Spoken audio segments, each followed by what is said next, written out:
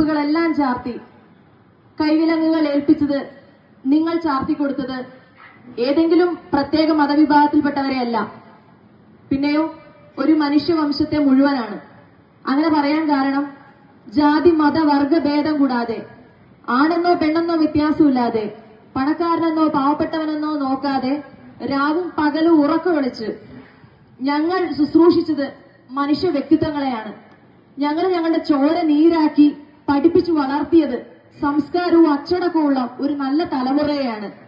കാലഘട്ടം എപ്പോഴും പുതുമ തേടി ഓടിക്കൊണ്ടിരിക്കുമ്പോൾ നിങ്ങളുടെ സുഖ സൗകര്യങ്ങൾക്ക് വേണ്ടി നിങ്ങൾ വേസ്റ്റായിട്ട് ചവറ്റുകുട്ടയിലേക്ക് വലിച്ചെറിയുന്ന പാവപ്പെട്ടവരെ അന്നും ഇന്നും അഭിമാനത്തോടെ ഞാൻ പറയുവാണ്, അന്നും ഇന്നും സ്വന്തം അപ്പനും അമ്മയായി കണ്ട്, സ്വന്തം സഹോദരനും സഹോദരിയായി കണ്ട്, സ്വന്തം മക്കളെ പോലെ നെഞ്ചോട് ചേർത്ത് പിടിച്ച് അറപ്പും വെറുപ്പും ഇല്ലാതെ ഞങ്ങളുടെ ജീവൻ പോലും പണയം വെച്ച് ഞങ്ങൾ ശുശ്രൂഷിക്കുന്നത് പോലെ ശുശ്രൂഷിക്കാൻ ഇന്ന് ഇതുപോലെ ആക്ഷേപിക്കുന്ന ഇത്തരം പ്രവണതകളിൽ ഏർപ്പെടുന്ന ആർക്കെങ്കിലും സാധിക്കുമോ എന്ന് ഞാൻ ഈ നേരത്തിൽ നിങ്ങളുടെ മുമ്പിൽ വെച്ച് വെല്ലുവിളിക്കുകയാണ്.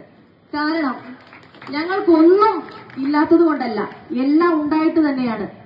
ഞങ്ങൾക്ക് ഒരു കഴിവും ഇല്ലാത്തത് കൊണ്ടുമല്ല, നിങ്ങൾക്കുള്ള എല്ലാ സാധ്യതകളും ഞങ്ങൾക്കും ഉണ്ടായിട്ടും നിങ്ങൾക്ക് എത്തിപ്പിടിക്കാവുന്ന എല്ലാ ഉയരങ്ങളും കീഴടക്കാൻ എല്ലാ സാധ്യതകളും ഞങ്ങൾക്കും ഉണ്ടായിട്ടും ഇതെല്ലാം വേണ്ടെന്ന് വെച്ച് ഈ വസ്ത്രമണിഞ്ഞ് ഈ ജീവിതശൈലിയിലേക്ക് ഞങ്ങൾ ഇറങ്ങി തിരിച്ചത് ഞങ്ങളെ അതിനെ പ്രചോദിപ്പിക്കുന്നതും പ്രേരിപ്പിക്കുന്നതും ശത്രുക്കളെ സ്നേഹിക്കാൻ പഠിപ്പിച്ച, പ്രതികാര മനോഭാവമില്ലാത്ത, പ്രതിഫലം കൂടാതെ ജീവിക്കാൻ പഠിപ്പിച്ച, സ്വന്തം ജീവൻ പോലും മറ്റുള്ളവർക്ക് വേണ്ടി ഒഴിഞ്ഞുവെച്ച നസ്രായനായ യേശുക്രിസ്തുവിനാണ്.